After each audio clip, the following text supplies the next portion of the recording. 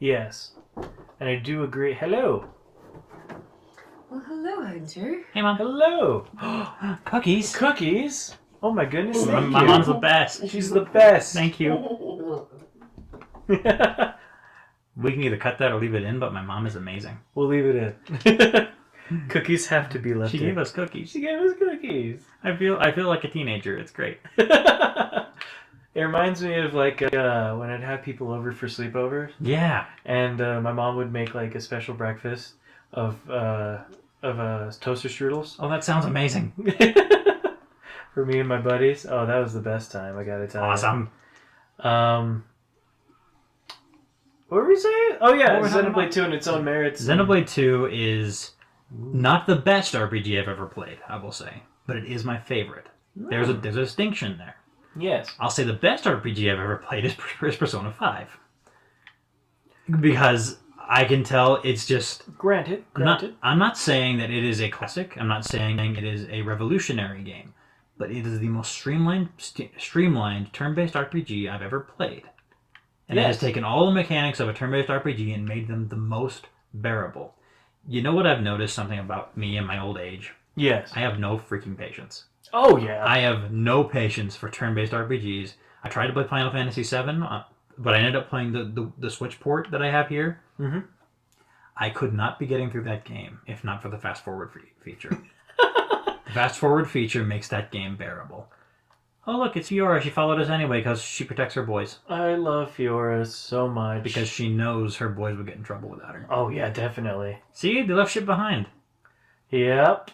I've done that. They're useless without her. They are. Especially Ryan. Ryan Weasley. I love her. I love her. I love her. Smug. The smug works for her. I love it. I love her. Smug works for Fiora because it suits her well. Look how tiny Shulk is compared to Ryan, and Ryan's just 6 feet tall, so he's a tall boy. He's just an average man. But anyway, we were saying, Smug. It fits her very well. The reason why it fits her so well is because of the situation she's put in with the guys around her. Where one, she has to take care of her brother, make sure he doesn't kill himself. Right. Two, she also makes sure that Shulk and Ryan don't do something extremely stupid. And make sure Shulk doesn't starve when he's working all day. She deserves to be smug. She's allowed to tease. She's allowed. And look at the hips on her. Anyway. What? What? I'm allowed. You're allowed. I'm allowed to look. You're allowed. A pile of polygons. I'm okay. But It's that being said, I remember what I was talking about. I have no patience for turn-based RPGs. Yes. I tried, and I've recently played Pokemon Sword and Shield. I'll never play it again. Yeah, that's very strange. I found that, and on top of that, I realized it actually not when I played Sword and Shield, when I played Sun and Moon. When I played Pokemon Sun, I thought it was okay at first, but then I realized it had every trope that every Pokemon game's ever had. And it didn't break And it was away. so slow. Yeah. Everything took forever. Get running. If you doubt what I'm saying, I want you to do a little experiment. Go into a Pokemon game, take your pick, and then compare it to another one. For me, I compared Sun to Emerald. Check the wild Pokemon counters and how long it takes to get into and out of one. In Emerald, it took me a minimum of about 12 seconds to get into one, and then another 5 to get out. Because of the opening animation, the Pokemon shows up this little animation, you send your Pokemon out, and etc., etc. But for some reason, I noticed in Sun, it took so long for that animation to finish. It takes 30, 40 seconds, almost a minute, to get in and out of one wild encounter with a Pokemon you probably don't want. Oh my god, you're right. It takes so freaking long because there are certain things that, for some reason, you can't skip. No. You have to send a Pokemon out. You have to see the Pokemon revealed, even though you've seen it 1,000 times. You have to see the Pokemon's little animations as they come out. And then if you choose to battle, you have to watch those animations. You can turn them off, but why would you want to do that? Part of the game is a spectacle. And then if you want to run away, there's a chance you can't. So you just got to keep going. And I just realized these wild encounters take so long. And then I played Persona 5 and realized the random encounters in that game, 12 seconds in and out. I think there should be a rule for random encounters in any game. You should be able to run immediately. Yes. like a choose option for it, because especially for Pokemon, like there is no hindrance to like running away before a battle. You know. Yeah. There really isn't, because even if you get into the battle, you can choose to just leave without any repercussions sometimes. Yeah, Especially if you're high leveled. Yeah, Pokemon defenders will say that, why don't you just run away from Pokemon battles? It's not that bad. It is that bad. It takes for freaking ever to run away, because for some reason you still have to send your Pokemon out every time you run into one. Mm-hmm. Why can't you just see the Pokemon and choose to run? Yes. Just show me what Pokemon I'm running into, and then let me pick the run option. Oh man, you are like you're spot on. Like that's one thing I was actually like wondering. Like It's like why Sun and Moon and why Sun and Sword why and Shield Sword and Shield is so slow. Sword and Shield are worse than Sun and Moon, I will say. It takes even longer. Oh god, yeah.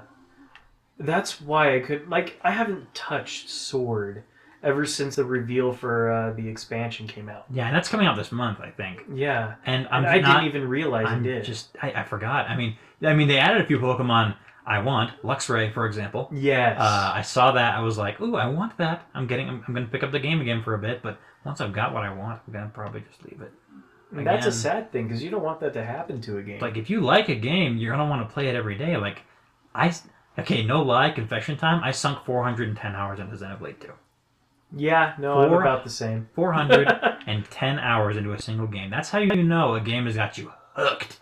That's how you know the game is good. You know the game is good. If a game can get its hooks in you that heavily, you know there's something about it you like. And Persona 5, for example, I played the original twice.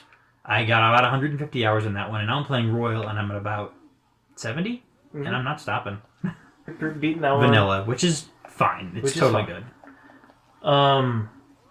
And I also almost finished Dragon Quest XI, and then I stopped Persona, the second run of that, as soon as I picked up Dragon Quest XI, because I really like Dragon Quest XI. There's something about like the way the art is. Speaking of GBZ. Speaking of Dragon Quest XI, that's turn-based. How fast are those encounters? Pretty quick. Good. Pretty quick, because when it gets into a battle, I'm thinking in my head, it only takes about like 12, the natural 12, to get in and out of a battle. Because it pulls up the screen, you don't see anybody just like throw any Pokemon out or like do any animations like that.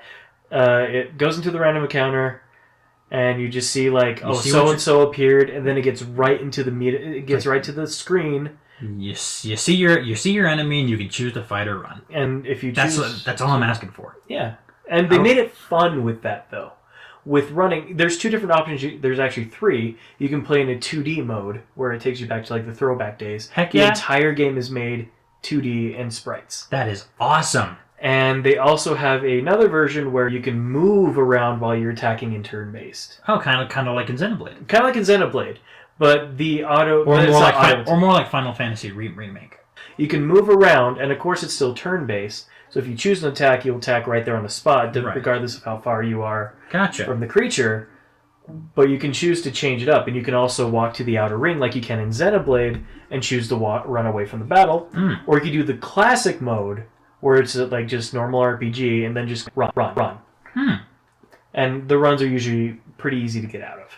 That's good. Yeah, and it doesn't take too long to get out of them. I played it a second time on the Switch version, and I gotta say, like, going through most of the story, knowing where the fit is for the story, and skipping it, like, the attention for that game is still there. I can still play Dragon Quest XI and not get bored of it for a while. Like, I can binge that game all night if I have to, and I'll only go to bed only because I got tired. That's it. Not because I got bored of the game. Dragon Quest is one of my favorites, mainly because of how quick it gets through things, as well as its art style, being a DBZ art style. Yeah, it's beautiful. Oh, yeah. I love Dragon Ball Z's art style. I mean, I think everybody does. Oh, yeah. That one's like universally, like, people... It's universally... It's classic anime, it really is. When people think of classic anime, they usually think of the Dragon Ball Z, Sailor Moon art style. Yeah. Things like that. And definitely having Akira Toriyama... Is that the... Yeah, that's him. Unless I'm wrong. That his art style, like... It makes the game look more bouncy, even though the some of the enemies look ridiculous, Mm-hmm. you remember them more. Like there's a lot of bosses, like mini bosses, that I would have forgotten if they look generic or like other monsters, but they differ so much with how their eyes were shaped, how their body is, and how they act, and since the creatures can talk, how they act towards the party is what makes them so memorable, which is why Dragon Quest has lived on for a long time. Same with Final Fantasy. They're just iconic. You recognize it's more about, I don't want to say nostalgia, but more about recognizability, almost branding, really. Yeah. If it looks that way, it's instantly recognizable and you know what it is. It's kind of like a fast food restaurant. You use a lot because you know what it is, and it tastes good because you know what it is. And like that are definitely not like McDonald's sort of quality. No, it's more like In-N-Out. In-N-Out. Even though I'm not the biggest fan of In-N-Out, I understand the quality that goes into their food, so I can. Yeah. So I could definitely say like Running games like that are like the come In-N-Out on. quality.